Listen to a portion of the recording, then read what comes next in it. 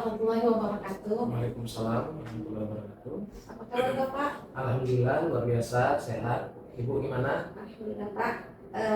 Kali ini saya mau minta izin dengan Bapak meminta waktunya karena kami sedang mendapatkan tugas pada modul 3.1 tentang pengambilan keputusan berbasis nilai-nilai kebajikan sebagai pemimpin. Nah, di tugas itu kami diharapkan bisa mewawancarai 2 atau 3 kepala sekolah, Pak. Nah, kali ini saya meminta bantuan Bapak, meminta waktunya untuk melakukan wawancara ini. Boleh ya, Pak? Boleh.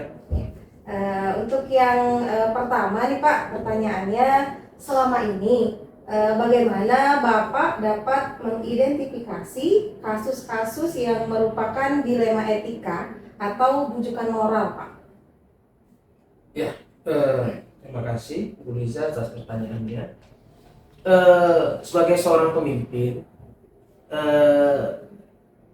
bujukan etika ini tadi atau masalah moral ya, kode etik dan moral ini memang sebuah dilema ya, di mana banyak hal yang harus kita pikirkan dari segala sudut pandang.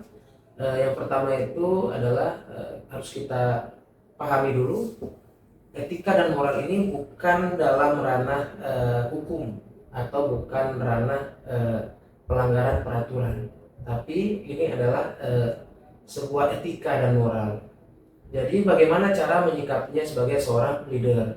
Tentunya kita klasifikasi dulu, bujukan moralnya ini apa, etikanya ini apa yang dilanggar. Habis itu harus kita pilah secara mendalam dan mendasar, jangan sampai nanti ini menjadi bumerang bagi kita. Apalagi yang kita tindak nanti ataupun yang kita atur bujukan moral dan etika ini adalah guru-guru kita sendiri, tim kita sendiri, di mana mereka adalah tulang punggung dari sekolah ini. Ya.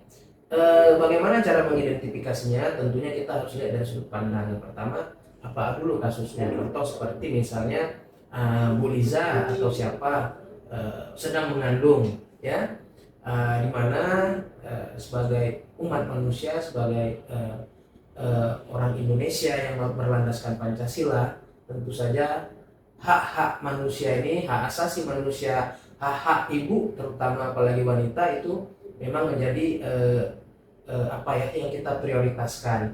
Tentu saja ini harus kita diskusikan, kita komunikasikan dengan wakil kurikulum, dengan kesiswaan, sehingga ibu ini yang sedang mengandung ini ya bisa mengajar dan disesuaikan dengan waktunya.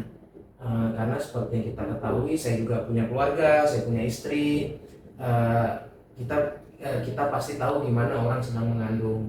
Tentu ini harus kita pertimbangkan dengan kebijakan, dan jangan sampai ibu yang mengandung ini atau yang pasca melahirkan ini menjadikan liability-nya ini atau kekurangannya ini, masalah dia ini menjadi alasan sehingga tidak masuk kerja, bermalas-malasan. Ini juga kita antisipasi. Apakah benar memang seperti itu atau enggak? Tentu saja yang kita harapkan adalah kejujuran dari guru tersebut agar semua sinergitas di ruang lini sekolah itu bisa berjalan.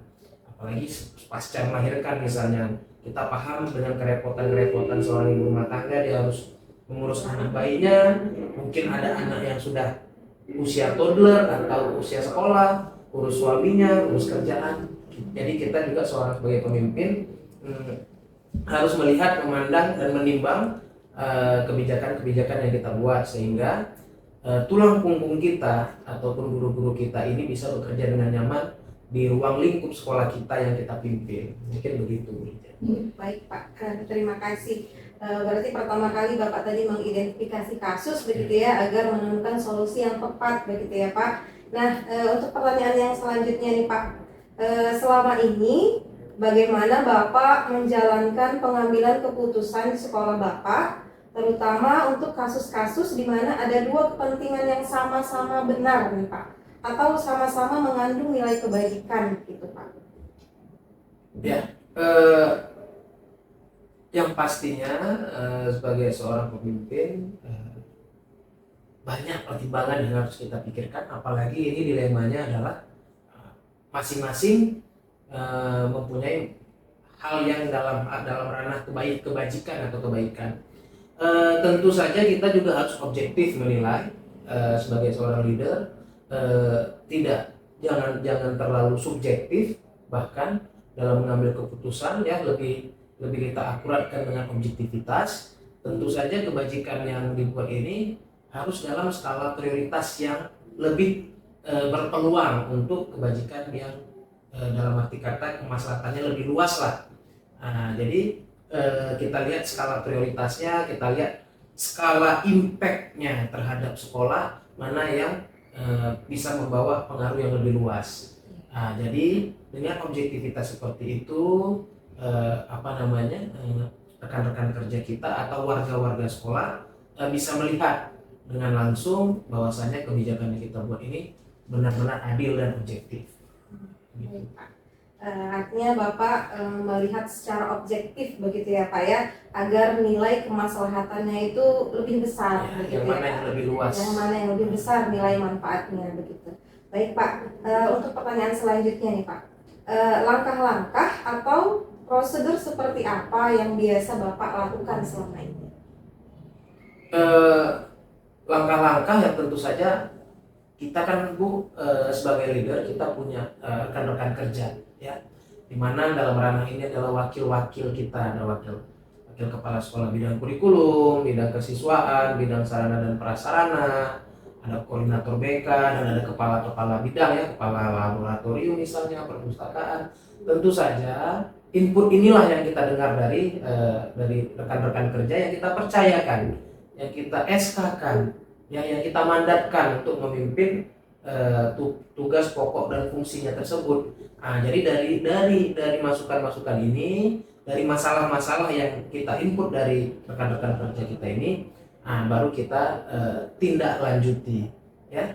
Jadi kita juga sebagai seorang leader jangan juga, bukan tidak boleh ya, jangan langsung mengambil keputusan apabila suara itu dari bawah. Contoh misalnya ada wali murid yang mengadu tentang guru kita yang salah misalnya, atau anak murid kita mengadu tentang guru kita misalnya yang melakukan tindakan pelanggaran misalnya.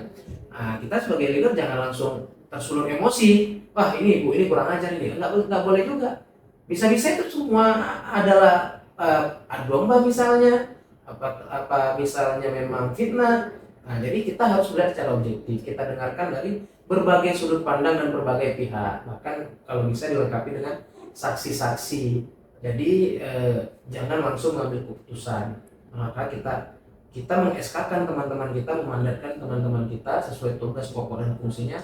Tujuannya adalah supaya bisa mereka bekerja, kita sebagai pemimpin dapat input mereka agar kita bisa menindaklanjuti langkah-langkah berikutnya. Baik. Jadi melalui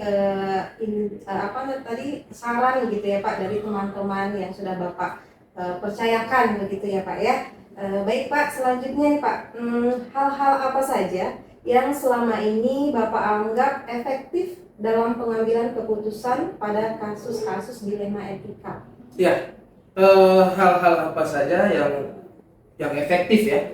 Yang efektif tentu saja Bu, yang pertama kita lihat adalah tindak apa masalahnya dulu ya. Ini masalahnya besar atau kecil ya. Tentu saja kita sebagai seorang pemimpin punya radar ya, dalam arti kata bisa menganalisa ini masalah besar atau masalah kecil. Kalau masalahnya impactnya tidak terlalu besar atau hal-hal yang memang melanggar moral tapi masih dalam normatif, hal-hal dalam ruang lingkup normatif, mungkin saya bisa putuskan sendiri atau bisa saya berdiskusi dengan 1-2 orang guru senior di sekolah. Tapi kalau memang ini memang tindakan yang luas, yang besar impactnya, tentu saja kita harus berdiskusi atau kita meminta saran dan pendapat dari teman-teman. Biasanya saya selaku pimpinan di SMA ini, di SMA Muhammadiyah Langsa, saya mempercayakan ada beberapa guru senior. Bukan berarti guru junior tidak cuman ini lebih ke masalah wisdom atau kebajikan atau kebijakan. Ada beberapa guru senior, itu yang kita ajak diskusi. Kira-kira gimana kalau saya ambil keputusan ini? Dalam ranah melit atau memimpin sekolah, itu Itu beda dengan kita melit atau memimpin sebuah perusahaan atau bidang bisnis atau usaha. Ini dua hal yang berbeda. Dari segi manajemen mungkin tujuannya sama, tapi perlakuannya berbeda. Dengan memimpin sekolah, sekolah adalah objek yang kita bina atau kita didik, itu adalah manusia. Beda dengan unit usaha atau produk jasa misalnya, yang diperlakukan adalah produk atau jasa tersebut. Sedangkan kita yang kita didik dan kita bina, objeknya itu adalah manusia. Maka memanusiakan manusia adalah hal yang utama. Apabila kita tidak memanusiakan manusia, dalam hal ini guru-guru kita dan murid-murid kita, maka bisnis itu tidak berjalan dengan lancar karena objeknya adalah manusia. Sebelum kita melakukan bisnis atau melit sebuah sekolah, maka kita harus memanusiakan manusia-manusia tersebut. Begitu. Baik Pak, berarti yang saya tangkap nih, yang paling efektif itu tetap berkolaborasi dengan guru-guru tadi ya Pak ya, dengan cara memanusiakan manusia, begitu ya Pak. Baik, luar biasa. Selanjutnya nih Pak, hal-hal apa saja yang selama ini merupakan tantangan dalam pengambilan keputusan pada kasus-kasus dilema etika Pak? Iya, tantangannya memang dalam kasus etika moral ini sulit Bu ya. Kadang kita punya hubungan yang irisan dan hubungan yang baik dengan rekan kerja kita misalnya ya. Bahkan kita di sini di SMA Muhammadiyah ini fokus kita adalah kekeluargaan ya, gimana teman-teman itu nyaman datang ke sekolah ya, datang ke sekolah itu dengan bersukaria ya, dengan hati yang bergembira. Apabila salah satu rekan kerja kita melakukan kesalahan, melanggar etika atau moral, tentu ini adalah sebuah dilema bagi seorang pemimpin dalam mengambil keputusan. Tapi decision harus dibuat, atau kita sebagai kepala sekolah, decision maker kan, pengambil keputusan, kita harus mengambil keputusan agar apa? Agar sekolah yang kita pimpin ini benar-benar objektif. Bahkan rekan kerja sekalipun atau keluarga sekalipun ataupun dalam hal ini melanggar etika, kita harus melakukan tindakan, baik itu tindakan langsung ataupun tidak langsung. Gitu. Memang sulit, tapi sebagai leader, kenapa dia menjadi leader sebagai pengambil keputusan, tujuannya adalah itu. Jadi harus dikesampingkan hubungan kekeluargaan, kekerabatan, ya, bahkan irisan-irisan yang cukup mendalam itu harus kita kesampingkan.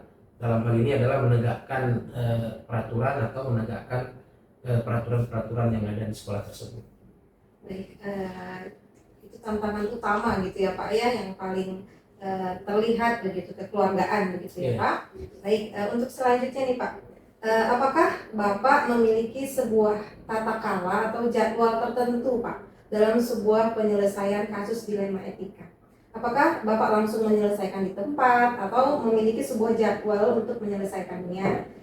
Kemudian bentuk atau prosedur seperti apa yang Bapak jalankan? Ya, kalau masalah etika moral ini Bu, ya, kalau saya menganggapnya ini hal yang sebuah fleksibel saja. Jadi tidak ada jadwal yang baku, tidak ada jadwal yang rutin. Ini kan by trouble ya, by masalah-masalah. Apabila ada masalah, baru kita lakukan tindakan atau penyesuaian lah. Apabila tidak ada, ya kita tetap melakukan langkah preventif, yaitu sosialisasi, berdiskusi dengan teman-teman untuk menjaga etika dalam bekerja, mengajar ya. Jadi dalam hal ini memang tidak ada, tergantung. Kalau saya sendiri melihat apakah ada masalah atau enggak. Tentu saja kita kembali lagi saya tekankan tadi, kita punya wakil-wakil ya, wakil-wakil itu biasanya kalau skalanya kecil mereka bisa menyelesaikan dengan wali kelas misalnya atau dengan guru bidang studi.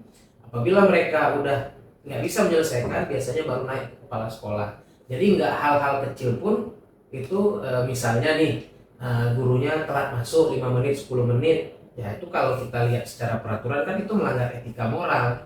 Nah, kalau masih bisa ditindak sendiri atau diingatkan kan nggak harus langsung ke kepala sekolah. Nah, jadi ada hal-hal yang bisa naik, ada hal-hal yang cukup di tataran wakil-wakil saja. Baik, artinya penyelesaiannya kondisional gitu Iya. ya Pak ya, disesuaikan dengan waktunya. Baik, selanjutnya nih Pak, adakah seseorang atau faktor-faktor apa yang selama ini mempermudah atau membantu Bapak dalam pengambilan keputusan dalam kasus-kasus dilema etika? Ya, seperti yang di awal tadi saya bilang, ya kalau saya sudah mempercayakan seseorang menjadi misalnya wakil kurikulum, wakil kesiswaan, itu biasanya saya percaya penuh dengan rekan-rekan tersebut. Nah, dalam arti kata bukan tidak saya kontrol ya, saya yakin dan percaya mereka bekerja dengan baik. Ya, jadi biasanya teman-teman inilah yang membantu kita, ya. Tidak ada individu yang satu orang misalnya, enggak. Kalau saya memang lebih banyak berdiskusi dengan teman-teman. Jadi bagi saya semua guru-guru saya atau rekan kerja saya itu adalah spesial, ya, karena saya tidak bisa memimpin sekolah ini sendirian. Harus banyak bantuan dari teman-teman, terutama guru-guru yang sebagai tulang punggung dari sekolah ini tadi. Jadi dengan seringnya kita berkomunikasi, hubungan baik dengan guru-guru, ya, sering berdiskusi, sering berkomunikasi, inilah yang memudahkan kita. Jadi guru-guru juga kalau ada masalah yang mungkin harus dia utarakan ke kita, dia bisa direct langsung, tidak ada sekat-sekat. Jadi kita juga di menit itu atau pada momen itu kita bisa mengambil keputusan apa yang harus kita lakukan. Itu. Iya, baik. Artinya tadi Bapak menyampaikan bahwa tidak bisa sendirian begitu ya Pak ya, dan Bapak sudah membagikan tugas masing-masing kepada guru-guru yang Bapak percayakan. Nah selanjutnya nih Pak, ini pertanyaan terakhir Pak, alhamdulillah. Dari semua hal yang telah disampaikan, pembelajaran apa yang dapat Bapak petik dari pengalaman Bapak mengambil keputusan dilema etika? Ya. Sebagai seorang leader tentu banyak pengalaman-pengalaman yang kita dapati, ya. Kalau saya setelah lebih kurang 5 tahun menjadi kepala sekolah, yang paling bisa saya ambil hikmahnya adalah jangan terlalu membenci dan jangan terlalu menyukai. Ya, jadi kita harus bisa membagi perasaan kita itu di tengah-tengah saja. Kenapa? Karena dinamika dalam sebuah organisasi itu pasti ada, ya, namanya kita di sekolah ada puluhan orang dengan berbagai ide dan kepala, pasti sering beradu argumen, beretika, bahkan bergesekan, itu hal yang biasa. Maka yang saya dapati adalah jangan terlalu membenci dan jangan terlalu menyukai. Kenapa? Karena kalau kita terlalu membenci, nanti objektivitas dalam kita mengambil keputusan itu tidak ada. Kenapa? Karena kita selalu membenci. Bahkan mohon maaf ini, yang kita benci ini masuk pakai kaki kiri pun menjadi sebuah masalah. Padahal kan nggak harus jadi masalah misalnya. Ya, begitu juga kalau kita terlalu menyukai dalam salah satu atau dua guru, 3 guru, ya, karena kinerjanya, karena prestasinya. Nah ini juga nggak boleh. Kenapa? Nanti apabila mereka melanggar peraturan, kita sudah tidak objektif lagi menilai. Kenapa? Karena kita merasa kita terlalu menyukai dengan kinerjanya. Nah, sehingga nanti apa impactnya? Impactnya ke belakang dengan rekan-rekan kerja yang lain. Berarti saya dinilai tidak objektif melihat situasi dengan hanya prestasinya saja, padahal pelanggaran yang dibuat itu harusnya sudah dapat hukuman misalnya. Jadi itu yang bisa saya petik. Jadi kita harus bisa membagi perasaan kita itu di tengah-tengah aja, biar adil. Timbangannya nggak berat ke kiri, nggak berat ke kanan. Baik Pak, terima kasih Pak. Artinya berada di posisi di tengah-tengah begitu ya Pak, karena memang sebaik-baik kita itu adalah posisi di pertengahan begitu ya Pak. Baik, demikian Pak pertanyaan-pertanyaan tadi. Terima kasih banyak Pak Rafli atas wawancara kita hari ini. Semoga Bapak bisa menjalankan aktivitas lancar, diberikan kesehatan juga, begitu juga dengan keluarga Bapak. Terima kasih atas waktunya Pak, dan doakan kami juga Pak lancar dalam pendidikan calon guru penggerak ini. Amin. Alhamdulillah ini sudah modul terakhir Pak, modul 3. Nanti ada 32 dan 33 itu selesai. Mudah-mudahan kami bisa menjadi guru yang bisa menggerakkan guru-guru di sekolah juga untuk menjadi pemimpin pembelajaran di kelas begitu Pak. Demikian Pak, terima kasih atas waktunya. Assalamualaikum warahmatullahi wabarakatuh. Waalaikumsalam.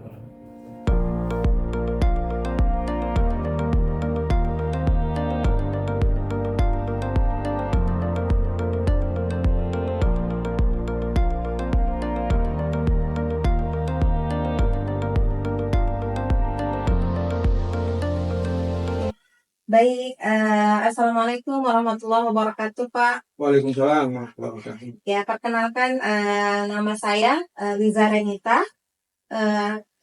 Saya mendapatkan tugas dalam pendidikan calon guru penggerak angkatan 11 nih Pak. Iya. Pada modul 3.1 tentang pengambilan keputusan berbasis nilai-nilai kebajikan sebagai pemimpin. Nah, kebetulan kami ditugaskan untuk mewawancarai 2 atau 3 kepala sekolah. Dan hari ini saya dengan kerendahan hati meminta waktu Bapak sedikit untuk berbincang tentang beberapa pertanyaan yang nanti akan saya ajukan. Baik Pak, sehat Bapak hari ini Ya, Pak? alhamdulillah. Alhamdulillah ya Pak. Untuk pertanyaan yang pertama nih Pak, selama ini bagaimana Bapak dapat mengidentifikasi kasus-kasus yang merupakan dilema etika atau bujukan moral di sekolah Bapak? Ya, terima kasih Bu. Yang pertama kita mempelajarinya berdasarkan dengan tim. Kalau timnya itu ada tim dari kesiswaan, yang berisi wakil kesiswaan dengan staffnya, kemudian ada tim kurikulum, dan satu lagi tim dari guru BK. Nanti kita pelajari, kemudian nanti kita analisis, kemudian kita simpulkan, baru kalau sudah cari solusi atau tindak lanjut yang akan dilakukan terhadap kasus-kasus tadi, kasus etika dan kasus pembunuhan moral. Iya, baik Pak. Berarti diidentifikasi terlebih dahulu ya Pak, kemudian disesuaikan dengan masalahnya, bidang kesiswaan kah, kurikulum kah, begitu ya Pak ya. Lalu diambil tindak lanjut. Baik, terima kasih Pak.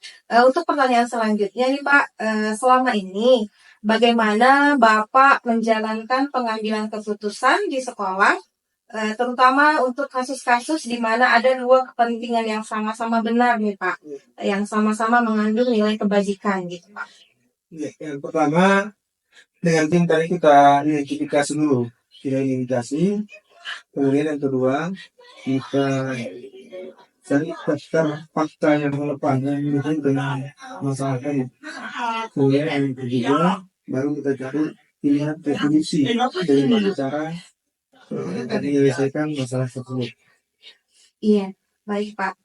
Jadi tadi Bapak sudah mengkomunikasikan begitu ya Pak ya, dengan bidang-bidangnya, kemudian memilih solusi yang tepat untuk diambil sebagai keputusan. Baik Pak, selanjutnya nih Pak, langkah-langkah atau prosedur seperti apa nih yang bisa Bapak lakukan selama ini Pak? Dalam menyelesaikan masalah tadi, yang pertama kita minta pertimbangan atau saran dari berbagai pihak, bisa guru, bisa teknik. Kemudian yang kedua pertimbangan untuk apa manfaat dari satu dari siapa manfaatnya nanti di depan. Dan terakhir dampaknya untuk jangka panjang dari kasus dari penyelesaian masalah tersebut. Iya, oke. Terima kasih. Jadi tadi langkah-langkahnya yang pastinya Bapak berkomunikasi begitu ya Pak ya. Kemudian memilih melihat manfaatnya, kemudian juga dampaknya. Nah, baik Pak, selanjutnya nih Pak, hal-hal apa saja yang selama ini Bapak anggap efektif dalam pengambilan keputusan pada kasus-kasus dilema etika Pak? Iya, yang pertama kerjasama atau kolaborasi tim dari semua pihak. Kerjasama yang kedua komunikasi yang sangat efektif, baik dengan sesama tim, yang kedua dengan siswa atau teknik bermasalah tadi kan. Komunikasi yang penting. Komunikasi yang sangat penting ya Pak, agar kita bisa melihat begitu ya secara langsung gitu ya Pak. Pertanyaan selanjutnya nih Pak, hal-hal apa saja yang selama ini merupakan tantangan dalam pengambilan keputusan pada kasus-kasus dilema etika? Ya, yang pertama tantangannya adalah adanya tekanan sosial. Tekanan sosial di dalam di lingkungan anak-anak, di dalam lingkungan ya. Kemudian yang kedua, perubahan nilai-nilai dengan kemajuan teknologi.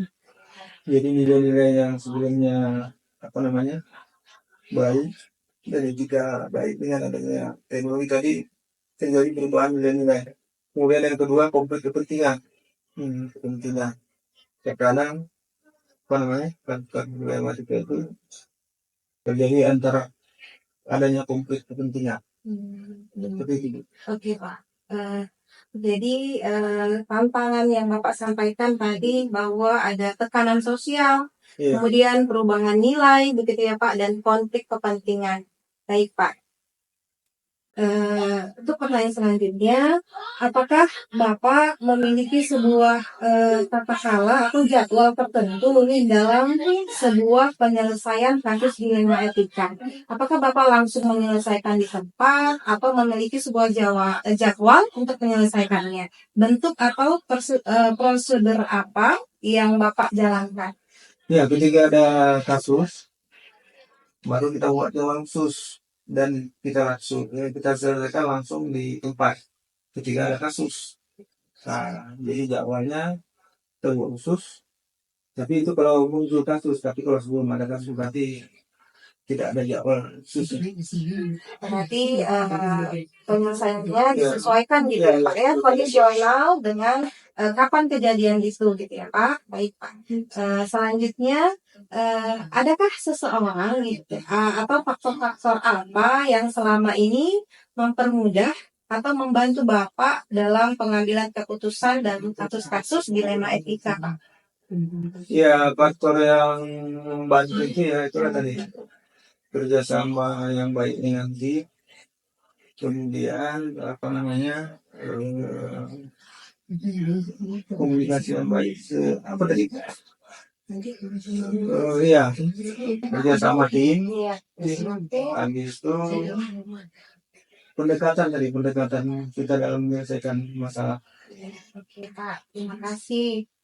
Berarti Bapak lebih menitik beratkan pendekatan secara personal begitu ya Pak ya kepada yang memiliki masalah atau guru-guru yang mendampingi, yang memberikan saran gitu ya Pak. Pertanyaan terakhir nih Pak, dari semua hal yang disampaikan, pembelajaran apa yang dapat Bapak petik dari pengalaman Bapak mengambil keputusan dilema etika? Ya, pembelajaran yang bisa diambil atau dipetik adalah faktor komunikasi dan pendekatan individu yang terpenting. Dengan catatan bahwasanya setiap masalah itu bisa diselesaikan. Seperti yang kita misalnya itu obatnya istilahkan.